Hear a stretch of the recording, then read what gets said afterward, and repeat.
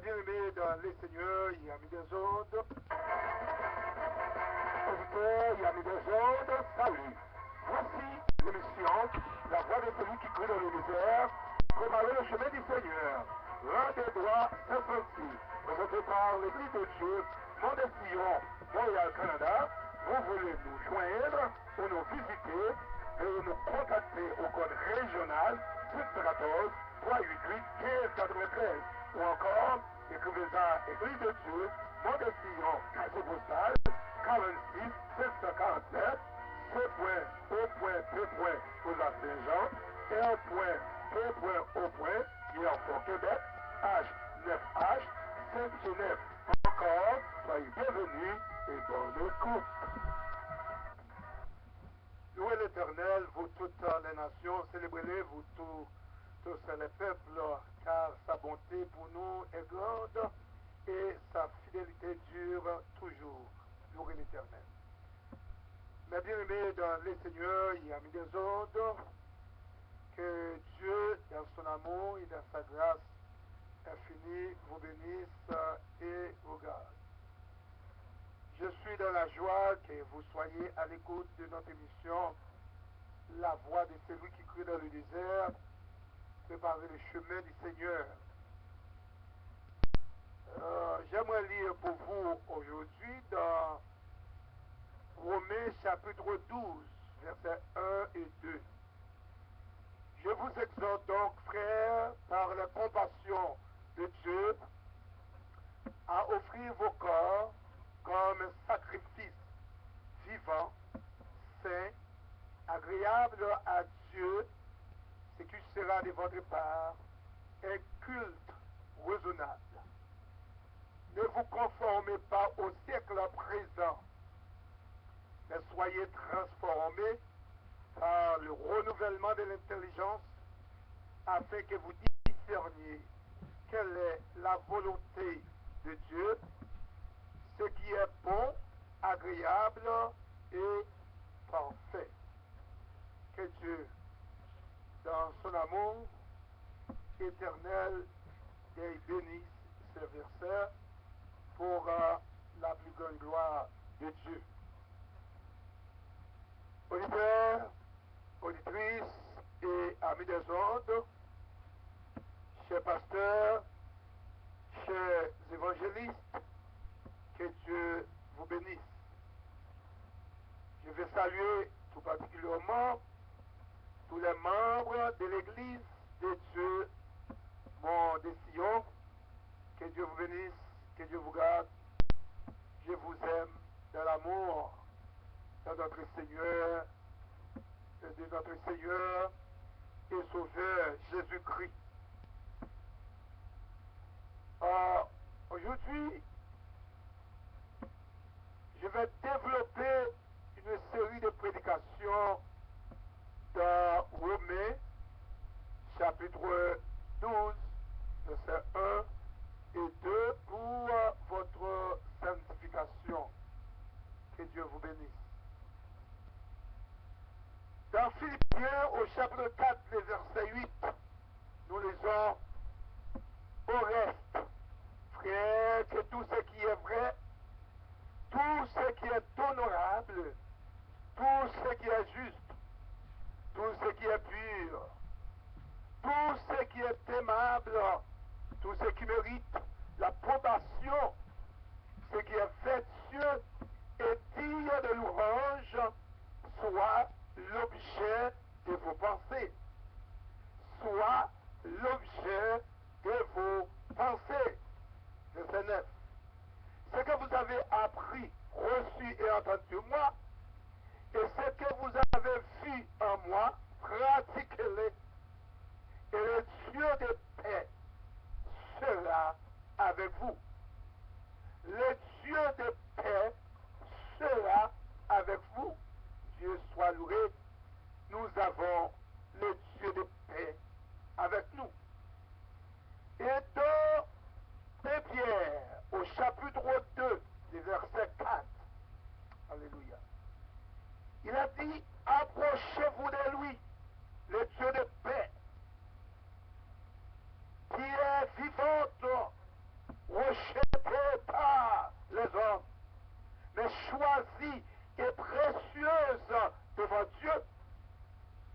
approchez-vous de lui. Et vous-même, comme des pierres vivantes, édifiez-vous pour former une maison spirituelle et ce sacerdoce afin d'offrir des victimes spirituelles agréables à Dieu par Jésus-Christ. Je vous exhorte donc, frères, par la compassion de Dieu, à offrir vos corps comme un sacrifice vivant, saint, agréable à Dieu, ce qui sera de votre part un culte raisonnable.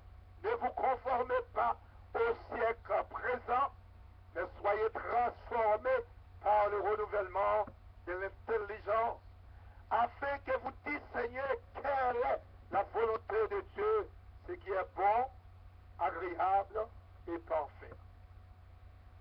Mes bien-aimés et amis des ondes, nous sommes en onde pour prêcher la parole de Dieu, pour prêcher l'évangile de paix, pour prêcher l'évangile qui restaure.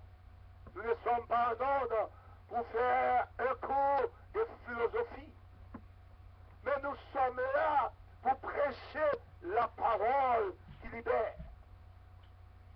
Dans Romains au chapitre 6, le verset 13, c'est très intéressant. Il a dit, ne livrez pas vos membres au péché comme des instruments d'iniquité, mais donnez-vous vous-même à Dieu comme étant vivant de mort que vous étiez, et offrez à Dieu vos membres comme des instruments de justice. Maintenant, dans ce même chapitre, au verset 16, nous lisons, ne savez-vous pas qu'en vous livrant à quelqu'un comme esclave, vous lui obéir? Vous êtes esclave de celui à qui vous obéissez, soit du péché qui conduit à la mort, soit de l'obéissance qui conduit à la justice. C'est très fort. Soit du péché qui conduit à la mort, que vous voulez ou non, la mort conduit, alléluia, le péché conduit à la mort.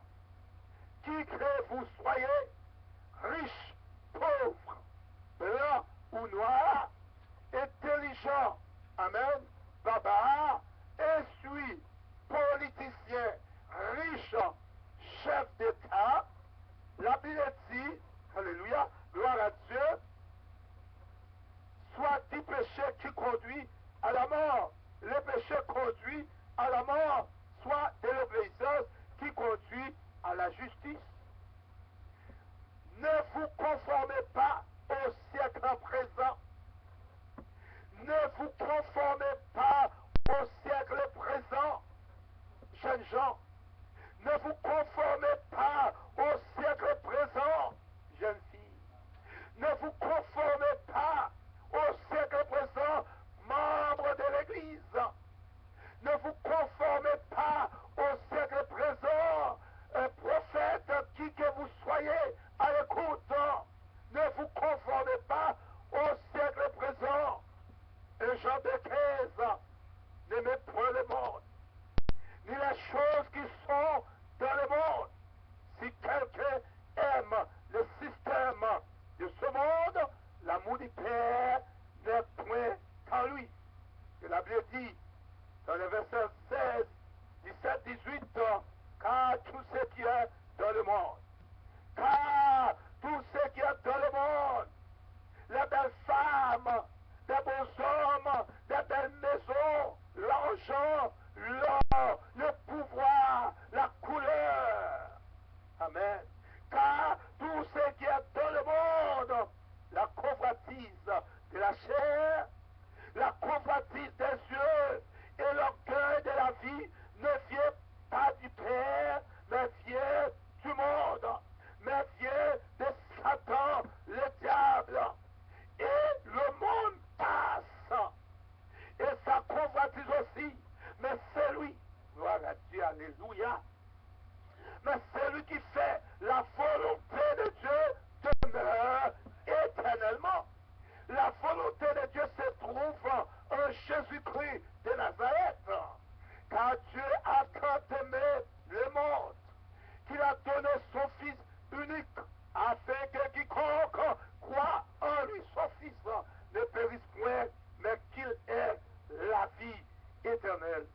vous conformez pas, amen, au siècle présent. La Bible dit, gloire à Dieu, dans Éphésiens, au chapitre 5, le verset 17. C'est pourquoi ne soyez pas inconsidérés, mais comprenez quelle est la volonté du Seigneur. Et dans un Thessaloniciens, au chapitre 4, verset 1 à 5, il est dit, au reste, frères, puisque vous avez appris de nous comment vous devez vous conduire et plaire à Dieu. Amen. Nous pouvons plaire à Dieu, nous qui sommes des croyants authentiques, nous qui aimons Dieu, nous qui vivons pour Dieu. Mais bien-aimés, nous pouvons, alléluia, plaire à Dieu. La Bible dit au reste, frères, puisque vous avez appris de nous comment vous devez vous conduire et plaire à Dieu, et que c'est là ce que vous faites, nous vous prions et nous vous conjurons au nom du Seigneur Jésus-Christ de marcher à cet égard de progrès en progrès, de progrès en progrès. Le verset 3, ce que Dieu veut, frères et sœurs de le Seigneur, ce que Dieu veut, croyant en Jésus-Christ, ce que Dieu veut, théologien, c'est votre sanctification. C'est que, amen, vous vous absteniez de l'impudicité. Amen, amen. C'est ce que chacun de vous sache posséder son corps dans la sainteté et l'honnêteté, sans vous livrer à une convoitise passionnée comme font les païens qui ne connaissent pas Dieu, des hommes, des voies, des destinées, le psaume 1er. Amen, amen, amen, amen. Romains 12, je vous exhorte, frères, par la compassion de Dieu, à offrir vos corps comme un sacrifice vivant, c'est agréable à Dieu, ce qui sera de votre part un culte raisonnable. Ne vous conformez pas au siècle présent, mais soyez transformés par le renouvellement de l'intelligence, afin que vous discerniez quelle est la volonté de Dieu, ce qui est bon, agréable, ce qui est bon, agréable. Mes bien-aimés, avant de continuer cette prédication, j'aimerais vous donner quelques versets pour méditer pour votre édification personnelle. Proverbe chapitre 16, verset 30, il a dit, celui qui ferme les yeux pour se livrer à des pensées perverses, celui qui se mord les lèvres a déjà consommé le mal. A déjà consommé le mal. Et Proverbe 19, verset 20, il a dit, écoute les conseils et reçois l'instruction afin que tu sois sage dans la suite de ta vie. Et Proverbe, chapitre 4, verset 24. Oh, combien j'aime Proverbe, chapitre 4, verset 24 à 27, là où il a dit, écarte de ta bouche la fausseté. Mon Sion, écarte de ta bouche la fausseté. Membre de l'église, écarte de ta bouche la fausseté. Là où vous êtes, alléluia, quelle que soit votre relation, quelle que soit votre dénomination, je voudrais vous dire encore avec lui, écarte de ta bouche la fausseté, éloigne de tes lèvres le détour, que tes yeux regardent en face et que tes paupières se dirigent devant toi. Considère le chemin par où tu passes et que toutes tes voies soient bien réglées. N'incline ni à droite ni à gauche et détourne ton pied du mal. Je vous exhorte, frères, par la compassion de Dieu, à offrir vos corps comme un sacrifice vivant, saint, agréable à Dieu, ce qui sera de votre part un culte raisonnable. Ne vous conformez pas au siècle présent, mais soyez transformés par le renouvellement de l'intelligence, afin que vous discerniez quelle est la volonté de Dieu, ce qui est bon, agréable et parfait. Mais bien-aimés, le salaire du péché, c'est la mort. Le don gratuit de Dieu, c'est la vie éternelle en Jésus-Christ. Oh, gloire à Dieu. Malheureusement, oh oui, Malheureusement, le cœur de l'homme a naturellement peu de goût pour la vertu. Il réclame la modération au prédicateur de l'évangile pour qu'il ne prêche pas l'évangile du royaume, l'évangile de la sainteté, l'évangile de la sanctification. Il y a un grand philosophe converti dans le christianisme. Il dit la modération que les gens du monde amènent réclament ou demandent aux prédicateurs de l'évangile n'est qu'un ménagement coupable pour la mollesse de leur vie ou de leur messe, la nullité de leurs principes, la vie de leur vie et le sommet de leur conscience qui ne faudrait pas réveiller. Il ajoute encore, il est dire des ministres de la parole de céder à de telles considérations. Il est digne des ministres de l'évangile qui ne prêchent pas la parole de Dieu. Il est digne des ministres de l'évangile qui ne prêchent pas la sanctification, la sainteté, mes bien-aimés. Et il y a un autre prédicateur de grande envergure, lui de son côté a dit, en parlant du frère talent de mouvoir, il dit, mes bien-aimés, si donc en m'entendant, l'auditeur de mes foi assez calme pour s'occuper de mon élocution et de mon geste, si après m'avoir entendu, il éprouve que le plaisir que laisse une musique agréable et s'écrit qu'il parle bien, amen, qu'il parle bien, qu'il est grand orateur, je n'ai pas touché et mon discours manque des plus beaux caractères de la véritable éloquence, de la véritable éloquence.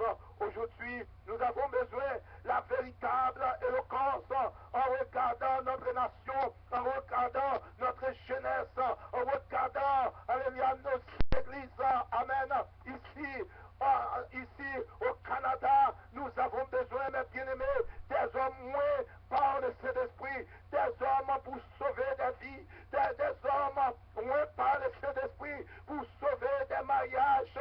Gloire à Dieu, le Seigneur reviendra. L'apôtre Paul a déclaré, je vous ai enseigné avant tout, comme je l'avais aussi reçu que Christ est mort pour le péché, selon les Écritures, il a été enseveli, il est ressuscité le troisième jour, selon les Écritures. Mais bien-aimés, gloire à Dieu, nous n'avons pas besoin des éloges.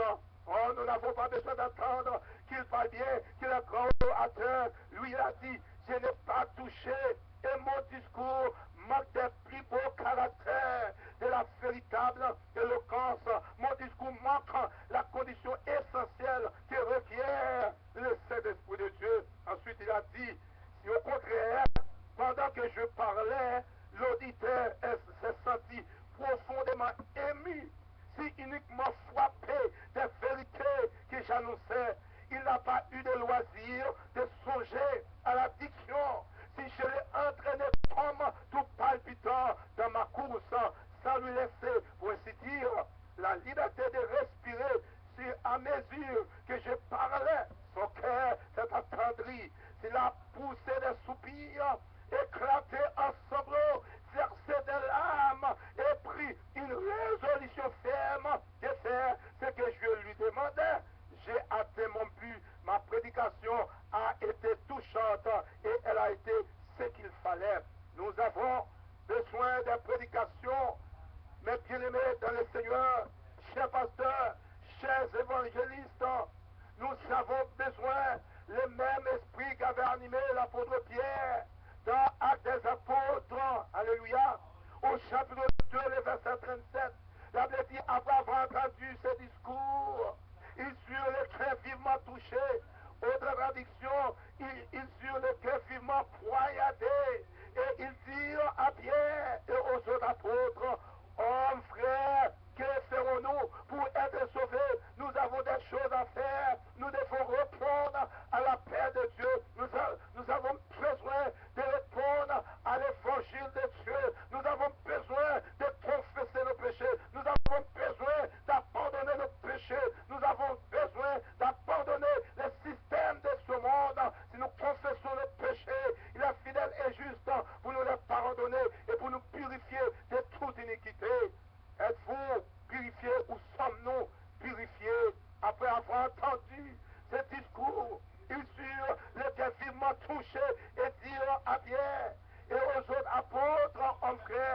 ferons-nous? Pierre leur dit, repentez-vous et que chacun de vous soit baptisé. Jamais, Dieu n'a pas dit, dans 48 heures, vous allez avoir toutes les richesses du monde. Dans 48 heures, vous allez avoir la guérison. Dans 48 heures, vous allez avoir, amen, des renommées. Vous allez avoir la puissance. Vous allez avoir la position, amen, que les hommes n'ont jamais eu. Amen. Mais Pierre lui a dit, repentez-vous et que chacun de vous soit baptisé au nom ou sous le nom de Jésus-Christ pour le pardon de vos péchés et vous recevrez le don du Saint-Esprit, car la promesse est pour vous, pour vos enfants et pour ceux qui sont au loin, en aussi grand nombre que le Seigneur notre Dieu les appellera. Nous ne pouvons pas recevoir le Saint-Esprit sans la repentance. Nous ne pouvons pas avoir les dons des miracles sans avoir été baptisés du Saint-Esprit. Mais bien-aimés, amen, repentez-vous et que chacun de vous soit baptisé sous le nom de Jésus pour le pardon de vos péchés et vous recevrez le don du Saint-Esprit.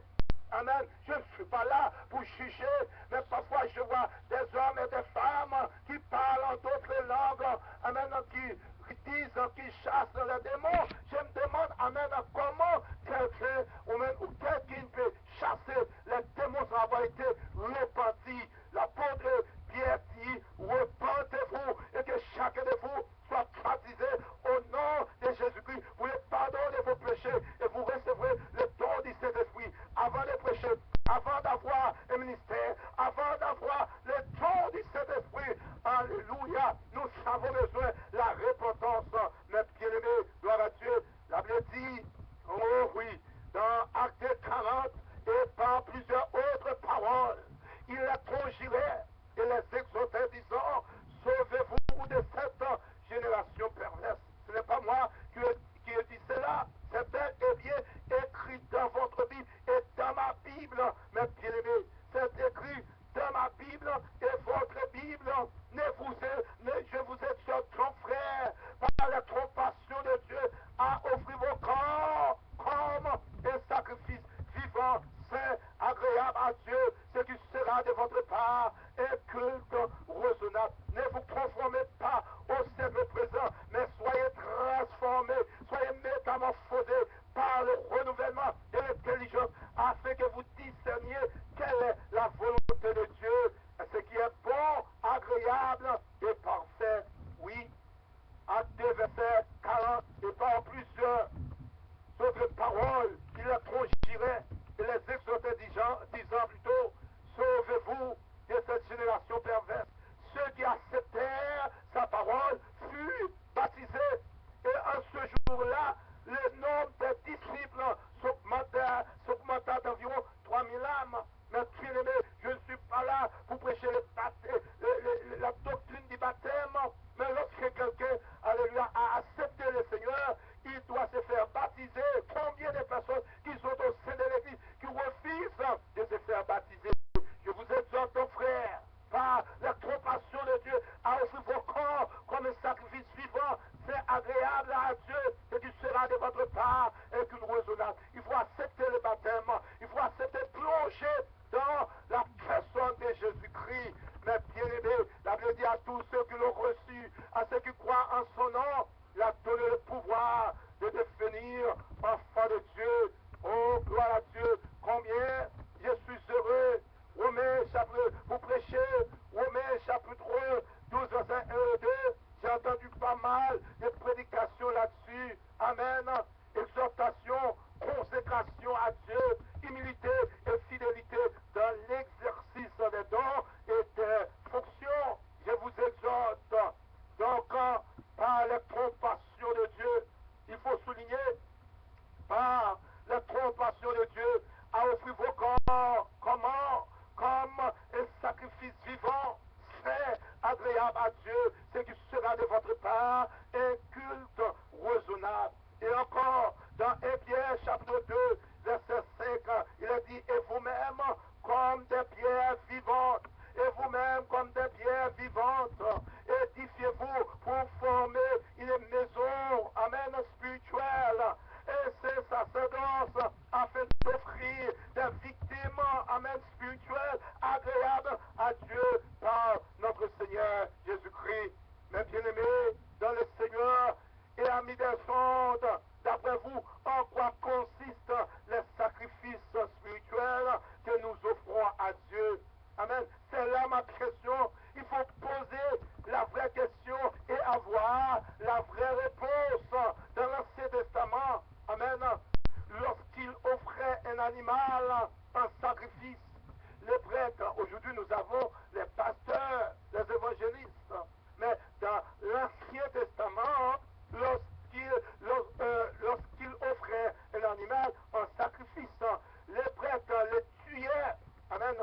couper en des morceaux, amen, et poser ces morceaux sur lequel, malgré l'importance du système sacrificiel, nous devons nous couper en des morceaux et nous poser sur l'autel de Dieu. Oh, gloire à Dieu. Si je vis, ce n'est plus moi qui vis, c'est Christ qui vit en moi. Et vous savez, mes bien-aimés, l'Ancien Testament soulignait que l'obéissance du cœur était plus importante encore. Nous avons besoin de l'obéissance du cœur. Je ne parle pas le plus gros péché, mais la désobéissance, c'est le péché numéro un. La désobéissance conduit à la convoitise, à l'orgueil. Amen, gloire à Dieu.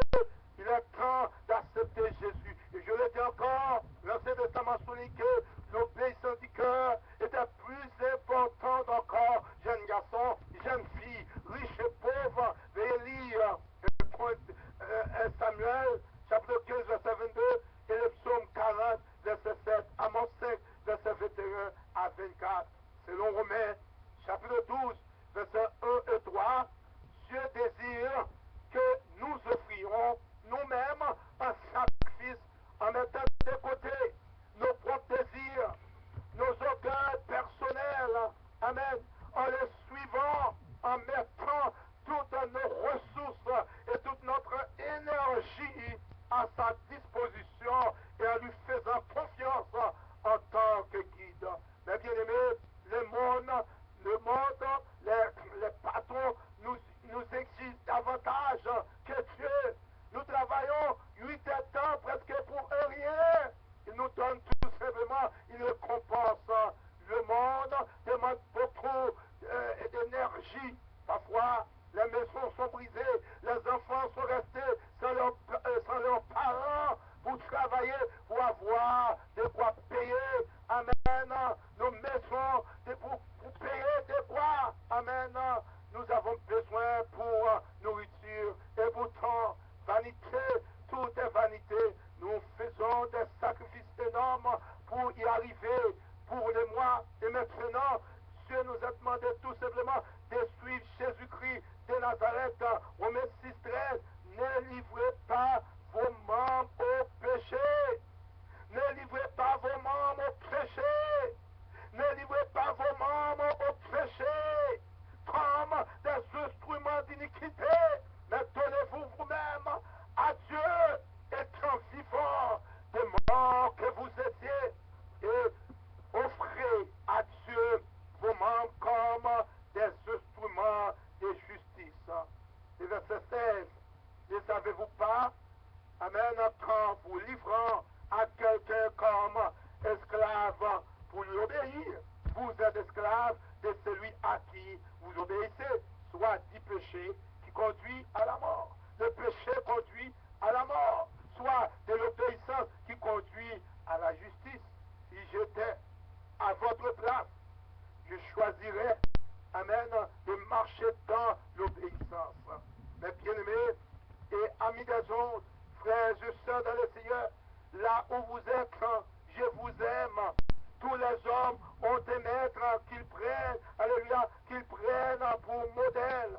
Tous les hommes ont un maître qu'ils prennent pour modèle, soit Jésus ou Satan, amen, qui est votre modèle. Je suis convaincu, Jésus est votre modèle. Jésus est votre roi des rois. Jésus est votre Seigneur. Si le Seigneur est dans votre cœur, vous allez aimer vos frères et sœurs. Alléluia, vous allez aimer vos conjoints. Vous allez avoir le respect pour la parole de Dieu, pour ce qui vous dirige, mes bien-aimés. Tous les hommes ont un maître qu'ils prennent pour modèle, soit Jésus ou Satan. Mais c'est notre Seigneur et Sauveur Jésus-Christ. Nous n'aurions pas le choix. Nous vivions sous la domination du péché qui conduit à la mort et connaîtrions, amen, culpabilité, souffrance et séparation d'avec le Dieu trois fois saint. Mais grâce, alléluia, à Jésus-Christ, grâce à Jésus-Christ de Nazareth, nous pouvons désormais choisir Dieu comme notre maître, comme notre modèle, alléluia, en le suivant. Nous jouissons d'une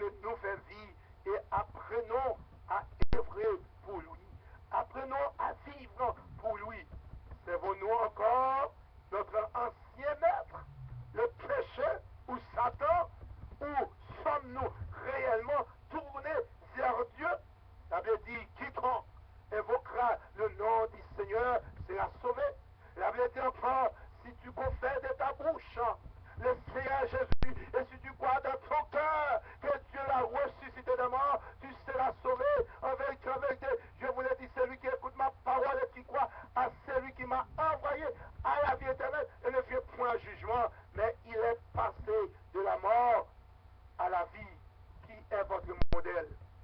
Qui est votre modèle?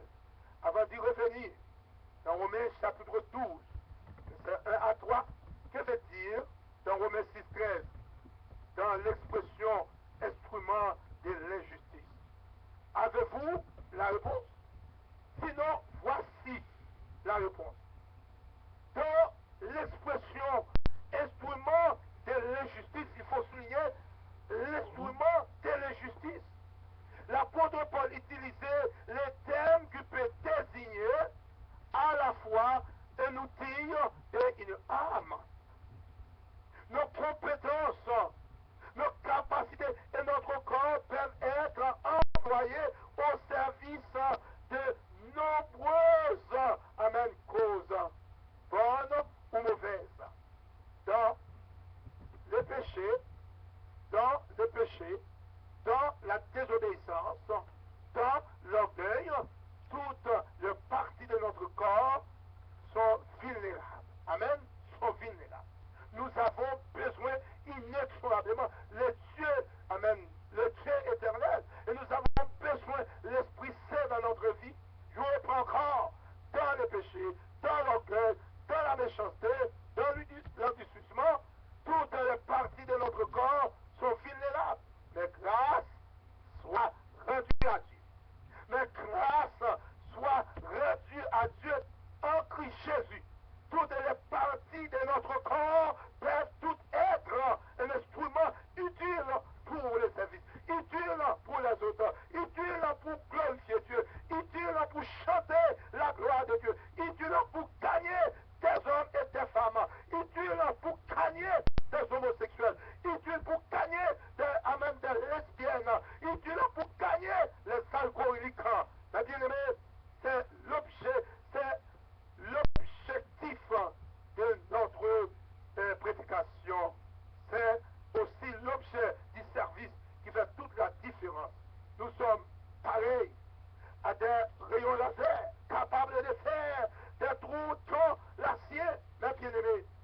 Nous sommes là par la grâce de Dieu. Soyez bénis aujourd'hui. Sommes-nous prêts à nous donner entièrement à Dieu?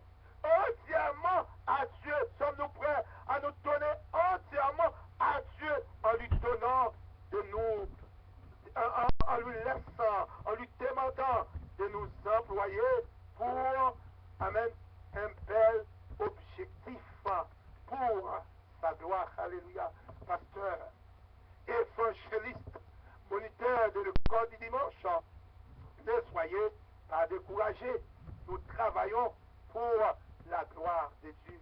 Combien sont ceux qui refusent de leur conformer aux exigences de Dieu au nom d'une pseudo-grâce? Nous vivons sous la grâce. Nous vivons sous la grâce. Mais bien aimés, la grâce de Dieu nous donne la liberté. La grâce de Dieu nous sauve. La grâce de Dieu nous réconcilie avec Dieu. La grâce de Dieu, mes bien-aimés, n'est pas une licence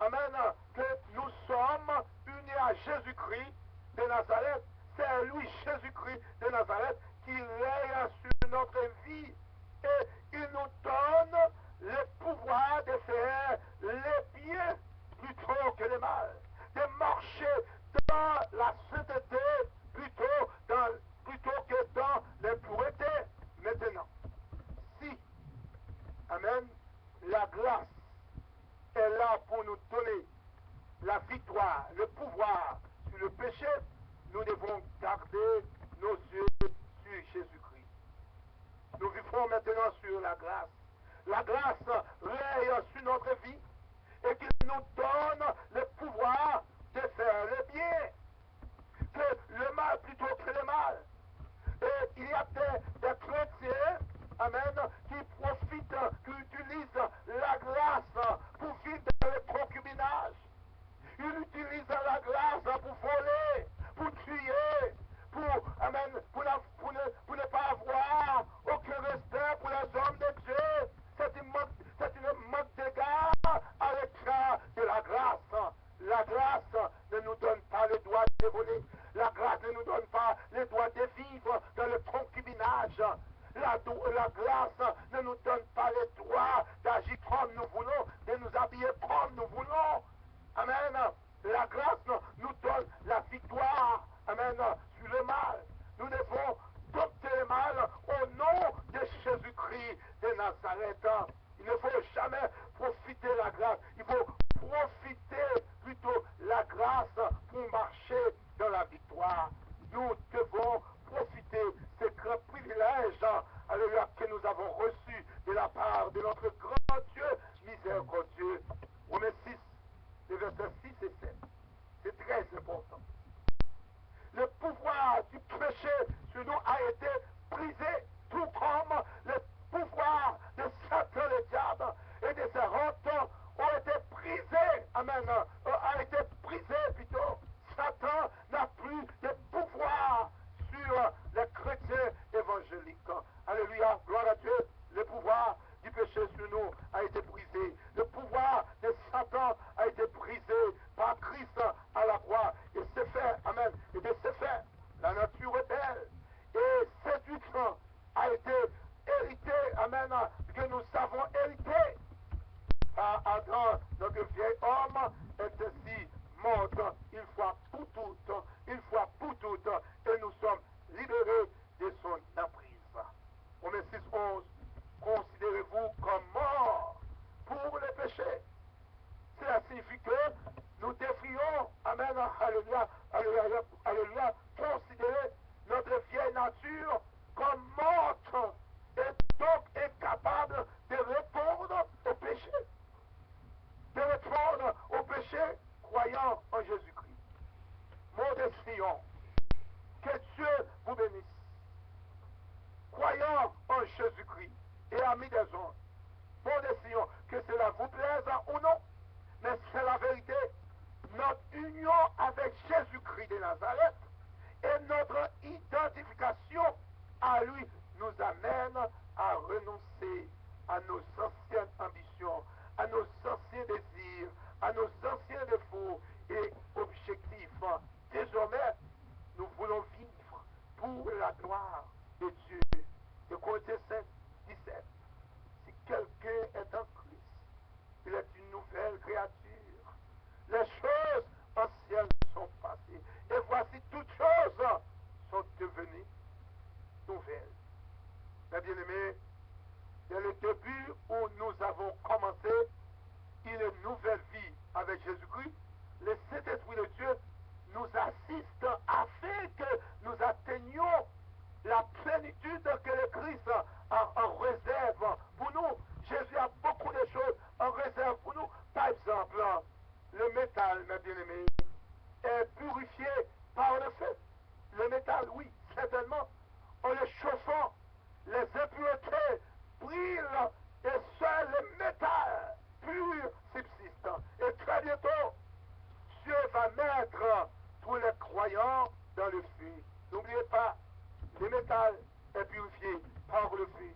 En le chauffant, les impuretés brillent et le métal pur subsiste. Il ne faut pas oublier le psaume 1er, verset 5 et 6. C'est pourquoi les méchants ne résistaient pas au jour, les méchants ne résistent pas au jour du jugement, ni les pécheurs dans l'assemblée des justes. Le métal est purifié par le feu. En le chauffant, les impuretés brûlent et seul le métal 10 000 personnes dans votre église. Mais à un certain moment donné, Dieu va vous mettre à l'épreuve pour trouver, amen, le métal. Nous avons besoin dans nos églises, le métal, les saletés, amen, les impuretés doivent être brûlées au nom de Jésus pour que le Saint-Esprit fasse son entrée dans son église. Au nom de Jésus-Christ de Nazareth. C'est pourquoi les méchants ne résistent pas au jour du jugement, ni les pécheurs de l'assemblée des justes, car l'Éternel connaît la voie des justes et la voie des pécheurs mène à la ruine. En chauffant le métal, les impuretés brûlent et seul le métal pur subsiste. C'est pourquoi dans Jérémie, au chapitre 6, nous n'avons pas le temps de faire cette lecture.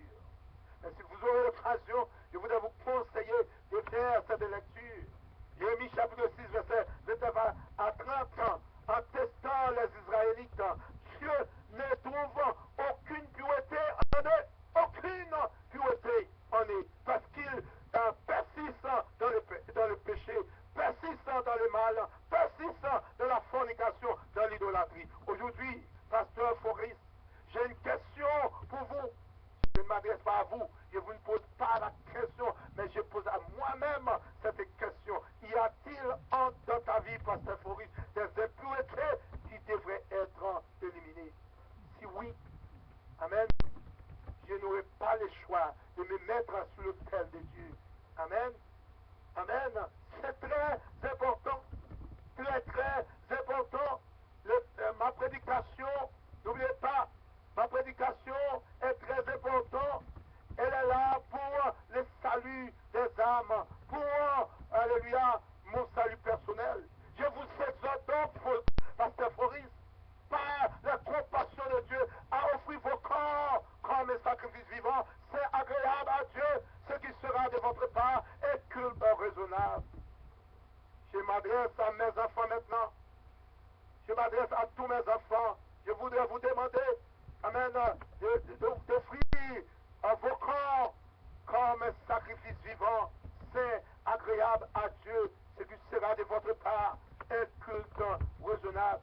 Ne vous conformez pas, alléluia, enfants de Faurice. Ne vous conformez pas, enfants de Faurice. Ne vous conformez pas au siècle présent. Membres de l'église de Dieu, mon de Sion. Ne vous conformez pas au siècle présent, mais soyez transformés par le renouvellement de l'intelligence, afin que vous discerniez quelle est la volonté de Dieu, ce qui est bon, agréable et parfait. Jésus reviendra bientôt. Jésus reviendra bientôt. Maintenant, je dois vous poser aussi cette question. Avez-vous, amen, ou y a-t-il dans votre vie des impuretés qui devraient être éliminées? Parlons-en au Seigneur et laissons-les nous purifier comme il les jugera bon. Prenons aussi, mes bien-aimés, le temps de réfléchir au domaine de notre vie où il a déjà intervenu et remercions-le de ce qu'il a accompli. Oh, alléluia! Ne soyons-nous pas comme les Judéens. Ne soyons-nous pas comme les Judéens. Les Judéens respectent tous les rituels du culte de l'Éternel. La louange, etc., les uniformes, les chorales, mais conservent le style de vie. Amen. My God, my God, my God. Nos églises ne sont-elles pas remplies de Judéens qui respectent tous les rituels du culte de l'Éternel, mais conservent le style de vie? L'apôtre Paul a déclaré, alléluia, gloire à Dieu, et c'est sans équivoque, dans Galates 2, verset 20, il dit, j'ai été crucifié, amen, j'ai été crucifié avec Jésus-Christ de Nazareth.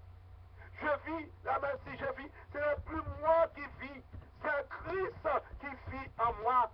Je vis maintenant dans la chair, je vis dans la foi au Fils de Dieu qui m'a aimé et qui s'est livré lui-même pour moi.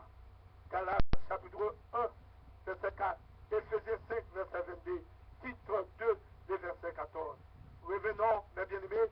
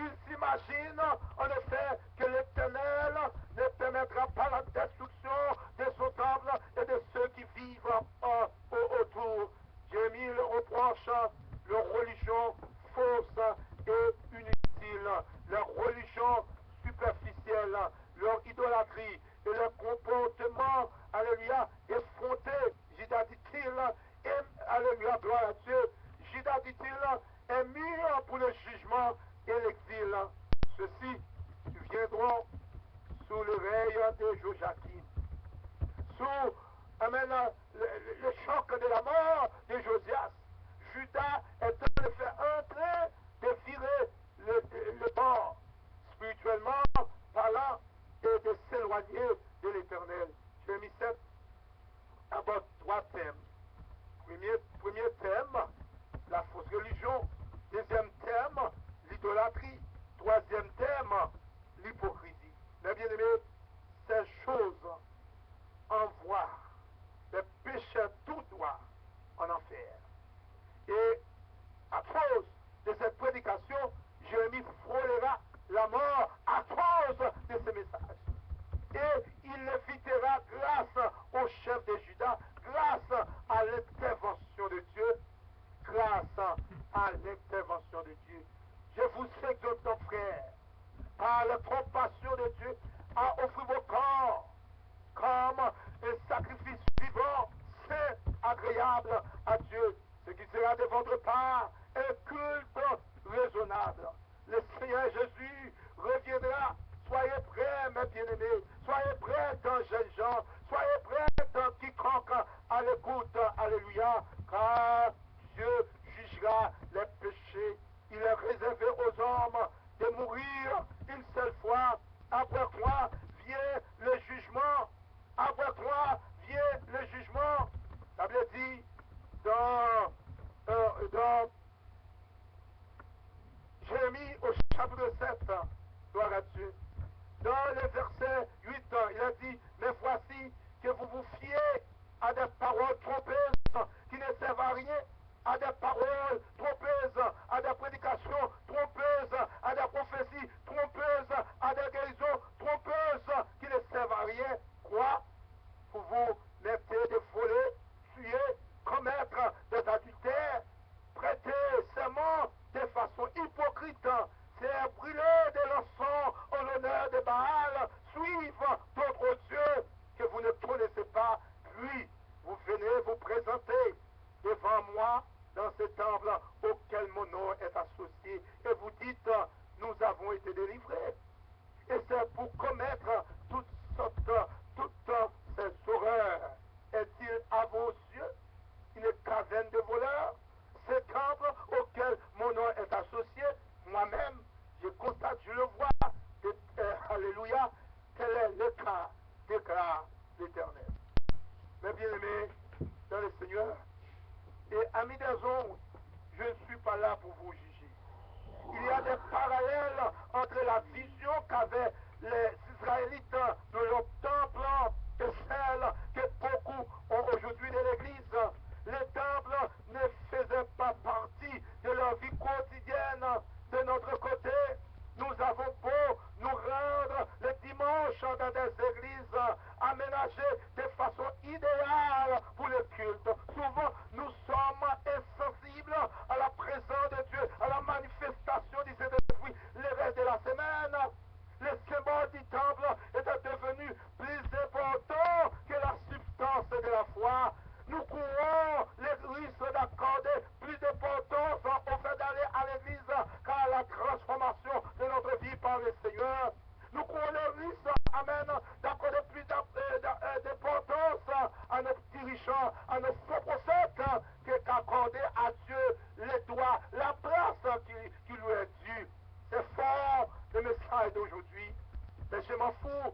Nous sommes là pour, alléluia, vous prêchez la vérité, vous prêchez l'évangile, vous prêchez cette parole. Je le dis encore, je le dis encore et je le répète, le symbole du temple est devenu plus important que la substance de la foi. Nous courons le risque d'accorder plus d'importance au fait d'aller à l'église qu'à la transformation de notre vie par le Seigneur. Ils voyaient dans le temple un refuge imprenable. Nous nous imaginons parfois que notre appartenance à telle ou telle dénomination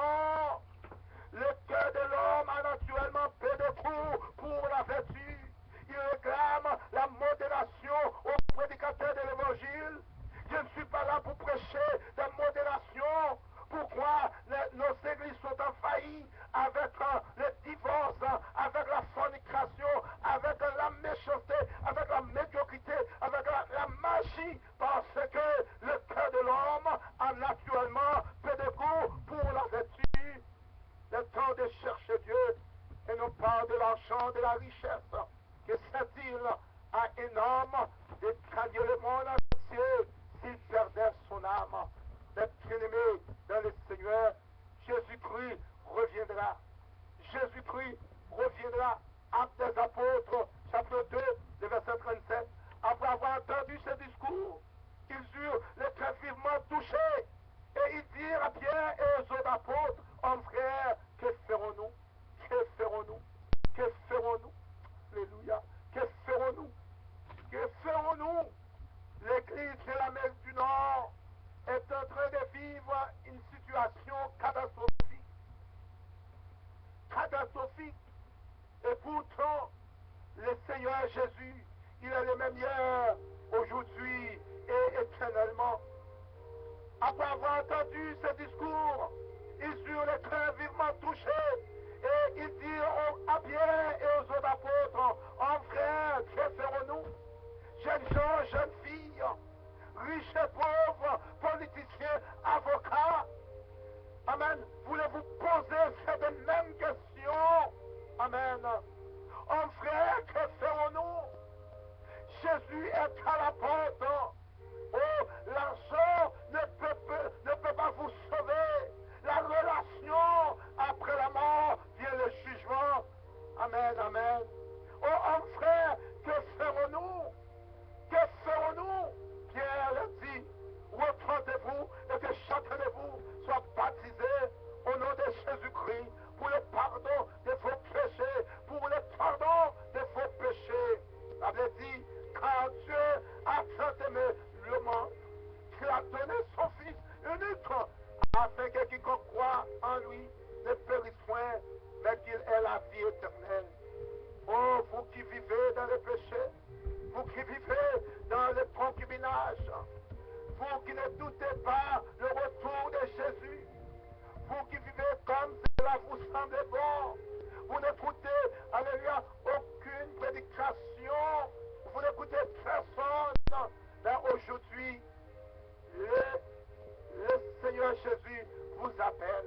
Voulez-vous répondre à l'appel de votre Seigneur et Sauveur Jésus-Christ? Peut-être direz-vous, vous êtes trop jeune, vous ne mourrez pas. Eh bien, la mort ne respecte pas l'âge. La mort ne respecte pas la couleur. Que vous soyez blanc, que vous soyez noir, que vous soyez riche et pauvre, la mort ne respecte pas la couleur. Oh oui, frères et sœurs dans le Seigneur. Oh oui, nous sommes là pour vous conduire devant le Seigneur de gloire.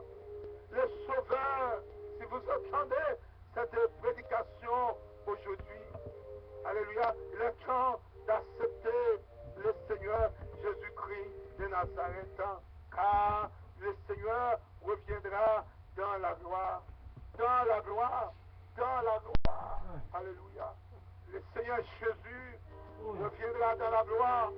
Comme je vous ai dit tout à l'heure, la mort ne respecte pas l'âge, la couleur. Il a dit dans Jean plutôt, Jean 21, le verset 23, l'honneur au sein du bien-être, de la paix et du bonheur. Amen. Le verset 27, il a dit, je sais bien quelles sont vos pensées, quel jugement unique vous portez sur moi. Le verset 27, il a dit, l'honneur, l'amertume dans l'âme, sans avoir joui d'aucun bien. Vous voulez voir, c'était Jésus de Nazareth. Oui, si vous voulez l'accepter aujourd'hui, vous aurez la vie éternelle. La Bible dit, je connais, si vous dites ça, ou dis-moi ça, si vous professez le nom de Jésus, vous avez la vie éternelle. Ce n'est pas moi qui dis cela. Dieu vous appelle et attend à votre réponse. Si nous confessons nos péchés, il est fidèle et juste pour nous les pardonner et pour nous purifier de toute iniquité. Car quiconque invoquera le nom du Seigneur sera sauvé. Amen. Voulez-vous faire des prières d'engagement maintenant? Probablement vous êtes dans une prison. Probablement vous êtes malade, couché sur un lit à l'hôpital. Peut-être vous vivez une situation tragique, les divorces. Ne regardez pas à ces choses, mais regardez à l'auteur de toute solution. Vous pouvez faire cette prière maintenant dans votre chambre, dans votre auto. Vous pouvez dire avec moi maintenant, je reconnais devant Dieu que je suis pécheur. Je crois que le Seigneur Jésus-Christ a été crucifié pour moi et qu'il est ressuscité pour ma justification. Je me répands de mes péchés. Je le reçois maintenant et fais profession de foi en lui comme mon Sauveur et Seigneur. Croyez-moi ou non, si vous faites cette prière de tout votre cœur, vous êtes sauvés. Vous avez la vie éternelle. En vérité, Jean 5, 24, je vous le dis, celui qui écoute ma parole et qui croit à celui qui m'a envoyé a la vie éternelle. Et ne vient point en jugement, mais il est passé de la mort à la vie. Il est passé de la mort à la vie. Donc, je voudrais vous encourager de rechercher l'église locale, là où vous êtes, probablement à Rivière-des-Prairies, à Longueuil, à Pierrefonds, à Montréal-Nord. Il y a des églises évangéliques qui prêchent la nouvelle naissance, qui prêchent Jean 1, le verset 12, mais à tous ceux qui l'ont reçu, à ceux qui croient en son nom, elle a donné le pouvoir de devenir enfants de Dieu. La Bible dit